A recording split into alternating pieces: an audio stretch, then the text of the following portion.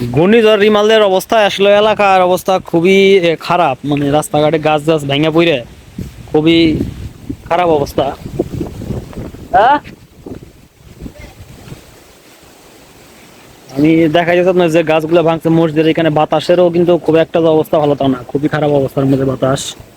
বৃষ্টি ছিল কিছুক্ষণ, বের হই নাই, এখন বৃষ্টি নাই তাই একটু বেরোইছি। বৃষ্টি এখনো পড়তেছে, আকাশের অবস্থা। গাছটা এমন ভাবে পড়ছে যে রাস্তার মাঝামাঝি একেবারে যে গাড়ি ঘোড়া চলাচল করবে সেটা একবারে বন্ধ হয়ে গেছে। মানে বুড়ের নিচের থেকে একবারে পড়ে গেছে গাছটা, একবারে বাড়ির উপরে, মামার বাড়ির উপরে। এটা এটা হচ্ছে মনু ভাই, উনি আর কি গাছটা কাটতেছেন। আর হচ্ছে একবারে বাড়ির উপরে পড়ে গেছিল সাইডে। বৃষ্টি ছিল বা বাসার বাইরের লোক ছিল না, সবাই বাসার ভেতরেই ছিল। আর একটু হয়তো ঘরের উপরে পড়তো। তবে এইখানে যেভাবে পড়েছিল গাছটা, মানে বাঁশের বেড়া ছিল, ওই যে একটা মাটি সিমেন্টের একটা আমরা যেটাকে চারি বলি, চারি ছিল, সেটাও ভেঙে গেছে।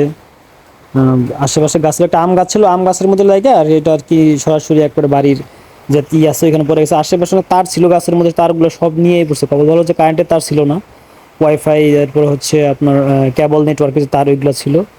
মোটামুটি গাছ কাটা আর কি চলতেছে, গাছ কাটা আর কি মাথার দিক দিয়ে কাটা কেটে ফেলা হয়েছে, বাকিগুলো এখনো কাটা চলতেছে।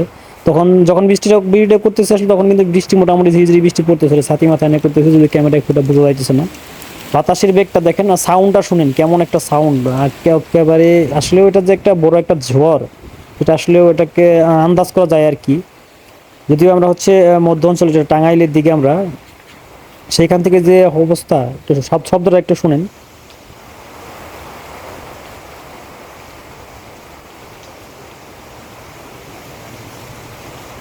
গাছের বাতাস দেখলে বোঝা যায়, ক্যামেরায় যদিও এতটা বাতাস ক্যাপচার হয় না, বাস্তবে কিন্তু আরো আছে বেশি ক্যাপচার হয় বাতাস।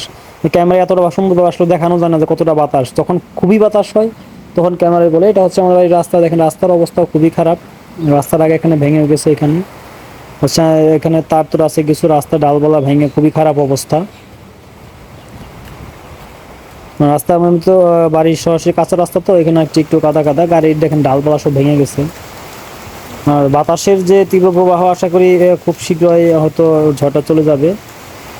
যে নদী বন্দর অঞ্চলগুলোতে কিন্তু অবস্থা আরও খারাপ, সেখানে 13-14 এমনকি দেখালাম সতর্কতার সংকেত দেখানো হয়েছে সেখানে।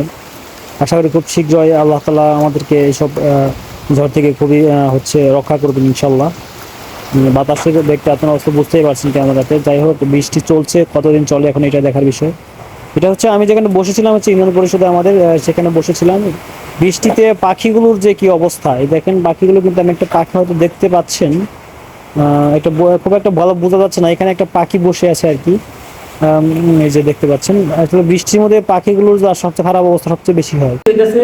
ঘূর্ণিঝড় হিমাল আসছে, আধা ঘন্টা, আধা ঘন্টার মধ্যে মনে হয় যে 3বার ব্রেক করছে, 3বার বৃষ্টি নামছে। এই যে ছাতা নিয়ে ভিতরে বসে আছি, অন্য ঘন্টা প্রচুর বৃষ্টিটা দেখো, একটু বৃষ্টিটা দেখো একটু।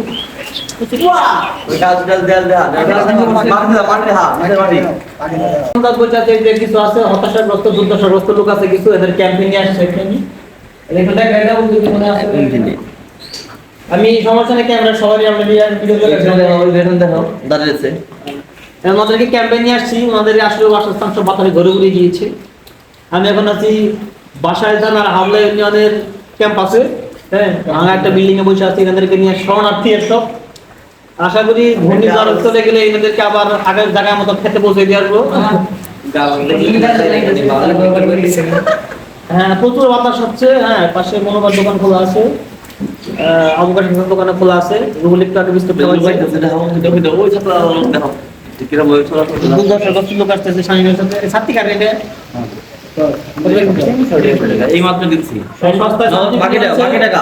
বাকিতে কিনছে, নগদ কিনা না, বেঞ্জিরে কিনতে রয়েছে। আমি আরো বাকিতে বাকিতে 1000 পর্যন্ত।